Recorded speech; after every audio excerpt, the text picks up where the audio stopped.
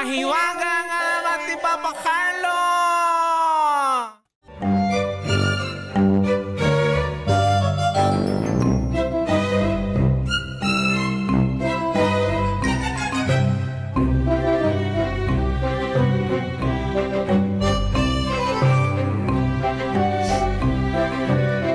Noong unang panahon, ang ating mga ancestors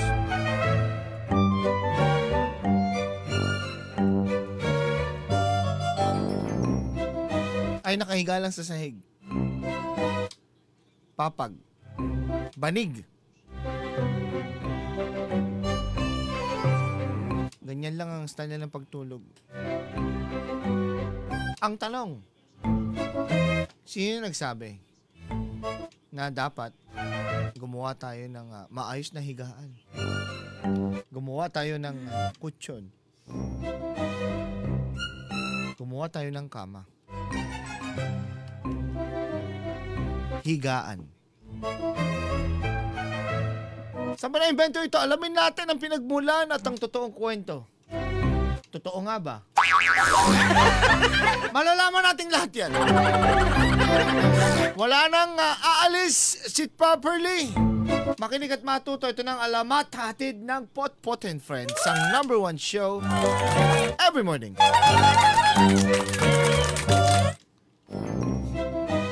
So, panahon ng Bahay Kubo. Ano bang kwento rito? Sino nag-impluwensya na dapat merong bed?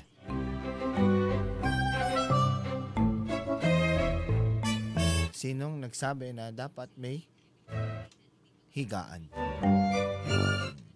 So, sino yung nagsabi, Papa Carlo, na dapat may maayos na higaan? Itigil na natin ang paghiga sa sahig. Tama na yung banig.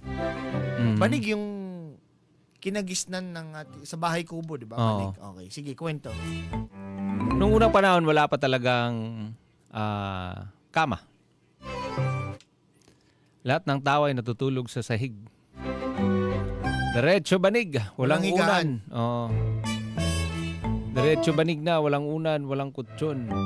Ang tawag sa kanila noon ay sahig-sahigan. So, isang araw, merong isang batang tamad. Ang pangalan niya is si Kamael. Ano? Si Kamael. Kamael? Oo, Kamael. Si Kamael ay... Kuba yan, oh. Kuba yan, oh. Hindi. Ha? Hindi man. Si Kamael ang pinakamatangkad na tao sa buong mundo. Dahil kahit sa pinakamataas na pinto, siya ay nakayuko. Siya ay pinaglihi sa camel. Simula noon. Tinawag siyang Kamael. Kamael. At kalaunan, tinawag ng Camel for short. Tapos, alamat kagad, Ngayon si Kamael, tamad. At paborito niyang gawin ay matulog lang ng matulog. Kaya sa kwento mo kanina, Papa Jepoy, yung may mga sumagot, totoo po yun. Kasi yun yung mga ginagawa ni Kamael. Habang natutulog, yung kamay niya gumagalaw. Habang natutulog siya, nagsasalita or kumakanta siya, ganun. Nung unang pa lang pala hinuhukay ang higaan pa ilalim. Tapos tapos yung mga yung mga pinaghukayan nasa gilid lang, no? Habang natutulog ka. Nasa gilid, nag-iitsa ng bulaklak. Sigurado ka natutulog lang 'yon? Parang nililibing na.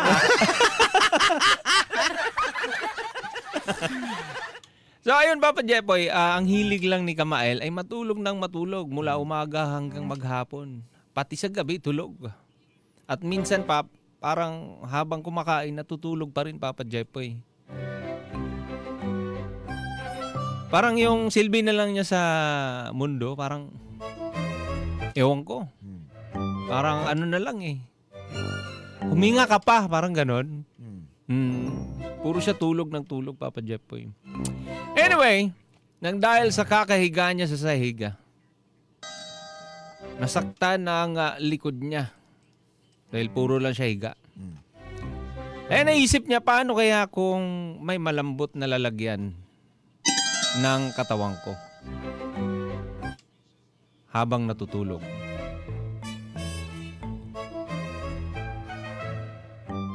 So naisip niya, Papa Jepoy, ano kayang pwede, no? Yung hindi naman masaktan yung likod niya. So nagbungkal siya, Papa Jepoy, nagbungkal. Tapos? Yung malakahon, Mm. pinuno niya ng tubig. Yun siya humiga sa tubig. Simula no na-invento ng waterbed. Ang problema, nalunod siya.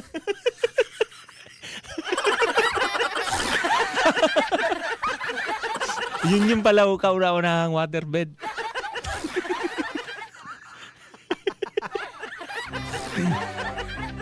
Hanap siya ng malambot na matutulugan. Kumuha siya ng mga sako ng palay, Papa Jepoy. Yun, yung nababasa ko rito. Mga dahon, damo,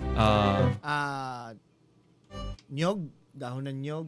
Kumuha siya ng sako ng palay. Nung paghiga niya, malambot naman. So sabi niya, ang kati. Yan ang naging problema ng mga Egyptian. Oo. Si King Tutankhamen. Ganda ng pangalan Oo. Ang hari noong Egypt 3,400 BC. Sabi niya, ayoko ng higaan na nasa sahig. Gumawa kayo ng paa. Ang gamit ay ebony and gold. Gumawa ng Ebony and ivory. live together in perfect harmony. Yan. Sabi niya, iangat nyo. Alam niyo kung bakit? Kasi may insekto. May insekto sa sahig. Nangangati siya. Ang daming gumagapang. Naiirita siya. So, nagpagawa siya, inangat niya yung sahig. Iangat niya yung sahig. Parang ganito din Ang yung kwento. problema, Oo, kwento dito, no? galit na galit siya. Dahil? Yung contractor na kinuha niya, palpak.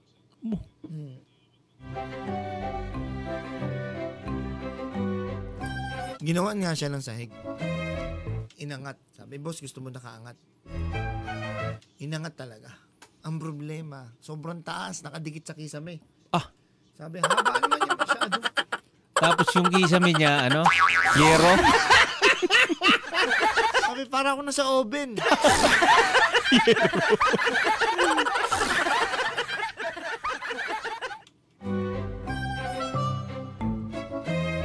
Ngayon, ang purpose talaga niyan, para maiwasan yung mga paggapang ng kung ano-ano mga nasa sahig. So kumuha siya ng sako ng palay, niligyan ng bulak, dahon ng saging at lumang damit.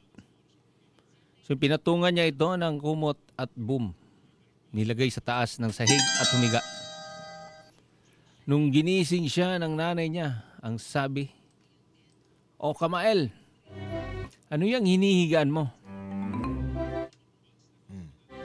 Ang sabi niya, "Ma, kama ko to." Oo.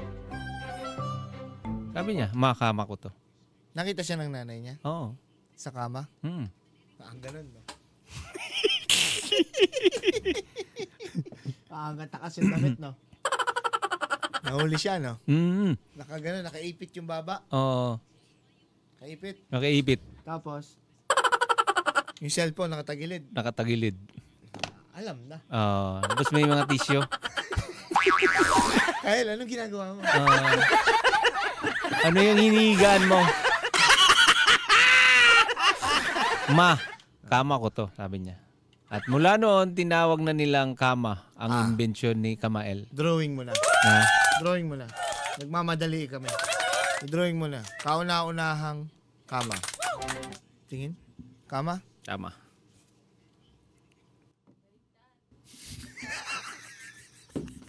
Baligtad pa rin. Baligtad yung kama. Baligtad. Baligtad yung kama. Baligtad. Yan. Paano naging kama yan? Ha? Paano naging kama yan? Kama yan. Paano?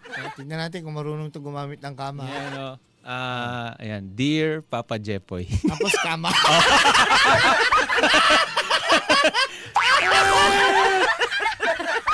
Asan yung kama? Yeah. Ayun, Papa Jepoy. Dear Papa Jepoy.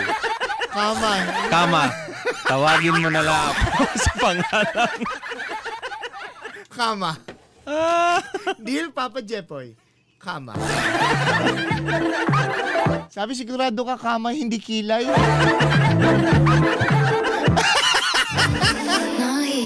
Barangay LS 97.1. Forever. Number 1.